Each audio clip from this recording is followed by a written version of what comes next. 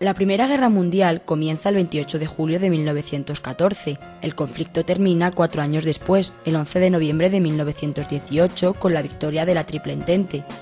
¿Pero cómo se llega a tal enfrentamiento? Para entender el origen de este conflicto internacional, tenemos que ahondar en sus causas económicas, imperialismo, nacionalismo, alianzas militares y producción de armamento. El desarrollo de la Segunda Revolución Industrial, producida a finales del siglo XIX y principios del XX, cambió el panorama económico mundial. La aparición de nuevos sectores productivos, el uso de nuevas fuentes de energía o la creciente globalización económica permitieron el surgimiento de nuevas potencias industriales. Estos países competían con las potencias ya existentes, Gran Bretaña, Alemania y Francia. A principios del siglo XX, Gran Bretaña y Francia eran los países que más colonias poseían. Alemania se convierte en una gran potencia económica, pero su poder imperialista era mucho menor, por lo que pretende conquistar nuevos países. Francia y Gran Bretaña intentan impedir esta estrategia. El nacimiento de nuevas potencias mundiales, como Estados Unidos y Japón, complica la situación internacional, ya que estos países tienen sus propios planes de colonización. Entre 1904 y 1911 se produjeron 2 incidentes importantes que influyeron en el comienzo de la Gran Guerra. Nos referimos a las crisis de Marruecos, país en el que Francia tiene pretensiones coloniales y que Alemania usó para conseguir sus aspiraciones imperialistas. Durante el siglo XIX y principios del XX se produjeron importantes cambios en el mapa político internacional, propiciados por ideologías nacionalistas y llevados a cabo con carácter bélico. En ellos intervinieron otros países con intereses en tales regiones.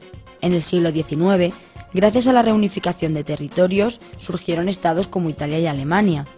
Otros se disgregaban, como el Imperio Otomano, y otros estados luchaban por recuperar regiones que les habían pertenecido. Esta compleja situación se vio agravada por el afán colonialista de las grandes potencias mundiales, lo que provocó alianzas militares y una gran urgencia en la producción de armamento. A finales del siglo XIX, Alemania es quien tiene la superioridad dentro de Europa. Bismarck, su canciller, pone en práctica una política de aislamiento a Francia. Su sucesor, Guillermo II, radicalizó esta política intentando rivalizar también con Gran Bretaña. Esta situación tensó aún más las relaciones entre las potencias mundiales, propició las alianzas político-militares. Las más importantes y rivales en la contienda fueron la Triple Alianza y la Triple Entente. La Triple Alianza fue promovida por Bismarck y se creó en 1882. La formaban Alemania, el Imperio Austrohúngaro e Italia. Al empezar la guerra, se unieron otros países, como fue el caso de Turquía y Bulgaria. Italia acabó adhiriéndose al bando contrario por no cumplir los compromisos pactados, declarándose neutral al principio de la contienda. La Triple Entente se creó en 1907 y la formaban Gran Bretaña, Francia y Rusia. Más tarde se unió Serbia. Durante la guerra se incorporaron países como Japón, Bélgica, Italia, Rumanía, Portugal, Estados Unidos, Grecia o China. El 28 de julio de 1914, Austria declara la guerra a Serbia, lo que provoca la intervención de sus aliados en el conflicto.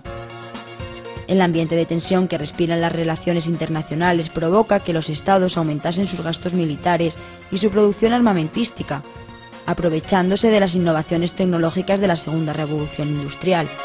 A esta época se la denomina como la paz armada. Se trata de un periodo en el que no hay conflicto bélico, pero en el que los países se preparan para uno.